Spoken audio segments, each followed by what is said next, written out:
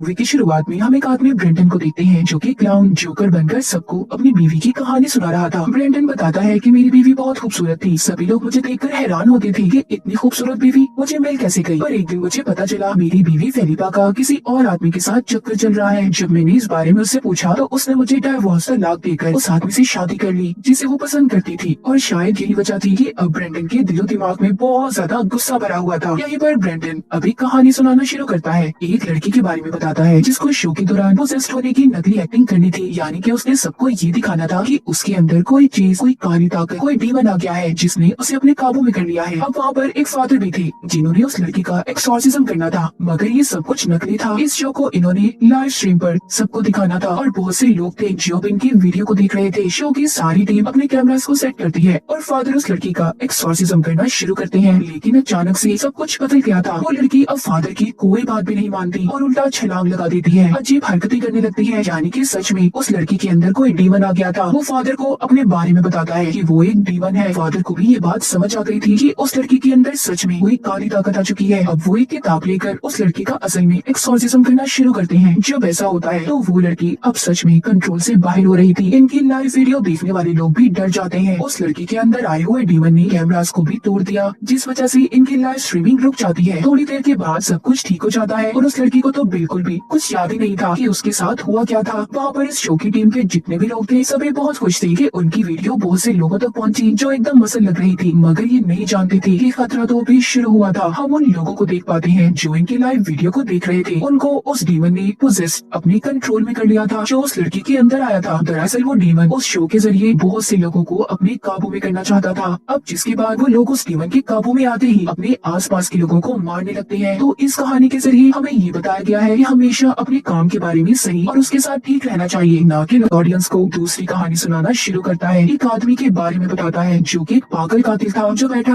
अपने हेलमेट को बना रहा था। हमें उसका चेहरा तो नहीं दिखाया जाता पर उस आदमी का हेलमेट भी काफी खौफनाक था। इसके बाद एक लड़की को देखते हैं जो कि अपने घर में बिल्कुल अकेली थी। तभी उसके दोस्त की कॉल आती है। जब वो सुनता है कि वो घर में अकेली है तो फौरन से उसे मिलने का कहता है। अब जैसे ही उस लड़की का दोस्त उसके घर पर आया था उधर वहाँ पर वो ही कातिल भी आ गया था जिसको हमने हेलमेट बनाते हुए देखा था। वो आते ही उस लड़की के दोस्त को मार देता है। उसने चाकू से उसके दोस्त को बुरी तरह से जख्मी कर दिया था, जिसे देखकर वो लड़की बहुत ज्यादा डर गई थी और अपने घर के अंदर भागने लगती है। वो हेलमेट वाला कातिल भी उसके घर में आ गया था, जिसे देखकर वो छुप जाती है और फिर दबे पांव घुटनों के बल वहाँ से निकलने की कोशिश कर रही थी। तभी उस कातिल ने उसे देख लिया था और उसके सामने आकर उस पर गोलियां चला देता है। उन गोलियों से वो लड़की बहुत जख्मी हो गई थी, मगर फिर भी भागने की कोशिश करती है। फिर एक निशाना लगाकर कातिल ने उस लड़की को भी मार दिया था। ये कहानी सुनाने के बाद ब्रेंडन शायद सबको ये बताना चाहता था कि वो भी इसी तरह अपनी बीवी और उस आदमी को मारना चाहता था जिसे वो पसंद करती थी। और इसी के साथ यहाँ से तीसरी कहानी ब्रेंडन सुनाना शुरू करता है, जिसमें वो एक अलग दुनिया के बारे में बताता है जहाँ पर ज़ॉम्बी एपोकलिप्स हुआ था, यानी कि सारी दुनिया बर्बाद हो गई थी। सब लोग ज़ॉम्बी में बदल गए थे जो वहाँ पर किसी न किसी तरह अपनी भूख को खत्म करने के लिए इंसान को नोच नोच कर खा रहे थे। यहीं पर एक ग्रुप में सभी ज़ॉम्बीज़ मरे हुए इंसान को खा रहे थे। तभी उनके पास एक छोटी बच्ची आती है जो कि शायद अभी ज़ॉम्बी बनी थी, क्योंकि उसकी हालत बाकी के ज़ॉम्बीज़ जैसी नहीं थी। अब वो उन्हीं ज़ॉम्बीज़ के पास आती है जो लाश को खा रहे थे, मगर वो ज़ॉम्बीज़ उसे डराकर किसी डॉग की तरह उसे वहाँ से दूर कर देती है। तभी एक ज़ॉम्बी आदमी की नजर उस बच्ची पर पड़ती है। उसे देखकर न जाने उसे क्या हो गया था, वो उस लाश में से एक गोश्त का टुकड़ा नोच कर उस बच्ची को खाने के लिए देता है। अब वहाँ से उसे ज़ॉम्बी आदमी के साथ चली जाती है। वो ज़ॉम्बी उस बच्ची को झूले देता है, मगर अचानक से उस बच्ची के हाथ पर चोट लग गई थी जिससे उसकी हड्डी बाहर आ जाती है। ज़ॉम्बी उस हड्डी को भी बड़े ही आराम से अंदर करके उस बच्ची के हाथ को ठीक कर देता है। अब जब वो दोनों थोड़ा सा आगे जाते हैं तो एक आदमी ने अपनी गन से उस आदमी ज़ॉम्बी को मार दिया था, क्योंकि वो वहाँ पर उन ज़ॉम्बी से अपनी फैमिली की जान बचाना चाहता था। वो बच्ची अब उस आदमी के सामने आकर खड़ी हो गई थी। जब वो आदमी उसे भी मारने वाला था तो उस आदमी की बेटी आकर अपने डैड को मना करती है। हमारी तरह वो भी इस बात को समझ गई थी कि वो आदमी ज़ॉम्बी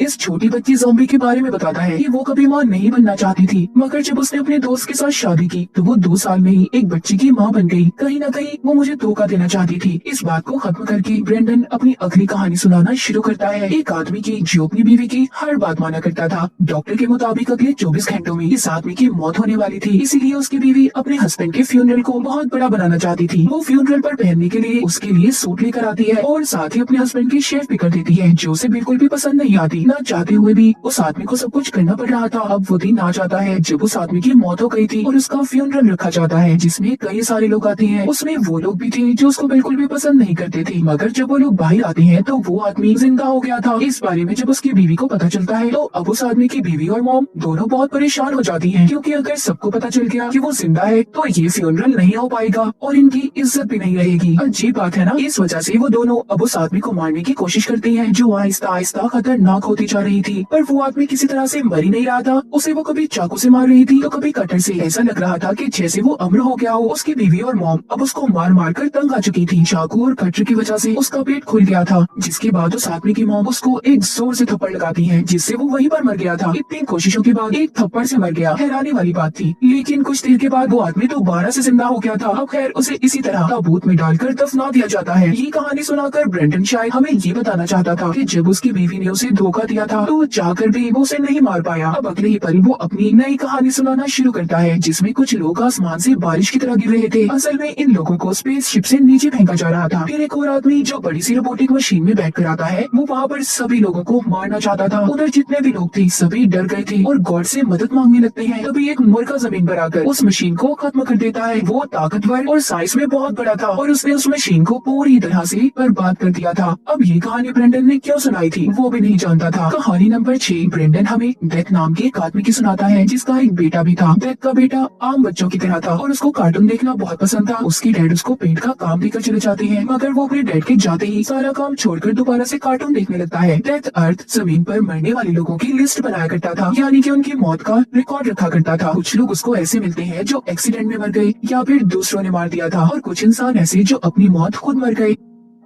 इधर डेथ का बेटा टीवी में एक एंजल फरिश्ते को देखता है जो इंसान की जान बचा रहा था। वो सोचता है कि वो भी इसी तरह लोगों की जान बचाया करेगा। अब खुद को भी उसने एंजल फरिश्ते जैसा बना लिया था। डेथ जब घर आता है और इस हुलिये में अपने बेटे को देखता है तो उसे बहुत मारता है, मगर उसका बेटा फिर भी फरिश्ता बनकर लोगों की जान बचाने निकल जाता है। वो एक फैक्ट्री में चला गया था जहाँ पर देखता है एक गाय को कैसे बुरी तरह से मार दिया गया। ये सब कुछ देखकर वो सोचता है कि दूसरी गाय के साथ वो ऐसा नहीं होने देगा, इसीलिए वो उस दूसरी गाय को वहाँ पर आजाद कर देता है। अब जो वो गाय जा रही थी और डेथ का बेटा ये सोच ही रहा था कि उसने कितना अच्छा काम किया, तभी उस गाय की एक गाड़ी से टक्कर हो जाती है और उस गाड़ी में बैठा हुआ कपल मारे गए थे, मगर उनका बच्चा अभी भी जिंदा था और रो रहा था। डेथ का बेटा जब उसे देखता है तो उसे उस बच्चे पर अब तरस आता है, इसीलिए वो अब सब कुछ ठीक करने के लिए उस कपल की आत्मा को जबरदस्ती पकड़कर उनके अंदर डाल देता है, जिससे वो जिंदा तो हो गए थे मगर एक ज़ॉम्बी में बदल चुके थे, जो वहाँ पर और भी लोगों को काट कर अपने जैसा ज़ॉम्बी में बदल देते हैं। डेथ के बेटे को यहाँ पर ये बात समझ आ गई थी कि उससे कितनी बड़ी गलती हो गई। अब वो उधर दुखी बैठा ही था, तभी उसके डैड आ गए थे। डेथ ने आकर सब कुछ ठीक कर दिया था। अब वो अपने बेटे को लेकर एक पार्क में जाता है। जिस झूले में बैठे वो मजे कर रहे थे, उसका बहुत बुरा एक्सीडेंट हो गया था, जिसमें डेथ और उसके बेटे को छोड़कर बाकी के सब लोग मर जाते हैं। अब इसके बाद डेथ का बेटा भी अपने डैड के साथ देने लगा था। वो जान चुका था कि माँ बाप अपने बच्चों को जो भी कहते हैं सब उनकी भलाई के लिए होता है, क्योंकि वो जानते हैं कि उनके बच्चों के लिए क्या सही होगा और क्या गलत। और इसी के साथ ब्रेंडन अगली कहानी सुनाता है। हमें एक लड़की दिखाई जाती है जो कि एस्ट्रोनॉट खलाबाज थी, जो अपने स्पेसशिप की तबाह होने की वजह से स्पेस आसमान में हवा में उड़ती जा रही थी। उसकी ऑक्सीजन भी खत्म होने वाली थी। वो चाहकर भी किसी से राब्ता नहीं कर पाती। तभी उसे अपने सामने एक ब्लैक होल नजर आता है, जिसके अंदर ना चाहते हुए भी वो खींची चली जा रही थी। जब वो उस होल के अंदर जाती है तो उधर उसे अपने जैसे और भी एस्ट्रोनॉट्स दिखाई देते हैं जो हवा में ही थे। इस कहानी से ब्रेंडन ये समझाने की कोशिश कर रहा था कि उसकी जिंदगी में ऐसा कुछ नहीं बचा जिसके लिए वो जिंदा रहे, इसीलिए वो जिंदगी के इस काले चक्कर में सिर्फ भटक रहा है। जिसके बाद उसने अपनी जिंदगी में एक फैसला लिया था और साथ ही वो हमें एक पागल कातिल की कहानी सुनाता है जो बेटा एक मशीन को ठीक कर रहा था और फिर वो शॉवर लेने जाता है जिसमें वो खून से नहा रहा था। हम देखते हैं कि उसने एक लड़की की लाश को मोटर के पंप से जोड़ा हुआ था, इसीलिए सीधा उस लड़की का खून इसके शॉवर में आ रहा था। उधर एक और लड़की थी जो बहुत ज्यादा डरी हुई थी, उसको भी पिंजरे में बंद किया गया था। मतलब अगला नंबर उस लड़की का था। अगली कहानी खुद अपनी ब्रेंडन की थी, जिसमें वो अपनी बीवी फिलिपा के घर जाता है जिसने दूसरी शादी कर ली थी। ब्रेंडन वहाँ पर जाते ही फिलिपा के हस्बैंड को मार देता है। जब फिलिपा घर आती है तो ब्रेंडन ने उसे भी मार दिया था। वो उसे चाकू से तब तक मारता रहता है जब तक वो मर नहीं जाती। ब्रेंडन का सारा चेहरा खून से भर गया था और अब हमें समझ आई थी कि ब्रेंडन ने खून के शॉवर वाली कहानी क्यों सुनाई थी, क्योंकि वो भी अपनी बीवी के खून में नहाना चाहता था। यहाँ पर ब्रेंडन अपनी ऑडियंस को आखिरी कहानी सुनाता है जहाँ पर सर्कस में बहुत से लोग थे और खूब मजे कर रहे थे। तभी जोकर एक बच्चे के पास बॉम्ब फेंकता है जिसे वो बच्चा नकली समझकर उसे पकड़ लेता है और देखते ही देखते बहुत जोर से धमाका हुआ था। वहाँ पर अब कत्लेआम शुरू हो गया था। जितने भी जोकर थे सर्कस में आए हुए लोगों को मार रहे थे। तभी वहाँ पर एक लड़की आती है जो सबको मार रही थी। उसे ऐसा लग रहा था कि सबसे बचकर वो निकल जाएगी, मगर ऐसा नहीं था। एक जोकर पीछे से आकर उस लड़की को मार देता है। तो इस कहानी से हमें पता चलता है कि ब्रेंडन जो कि जोकर बनकर सर्कस में काम करता था, वो यहाँ पर आने से पहले अपनी बीवी को मार कर आया था। जितनी भी ब्रेंडन ने कहानियां सुनाई वो सब उसकी जिंदगी से जुड़ी हुई थी। तो आप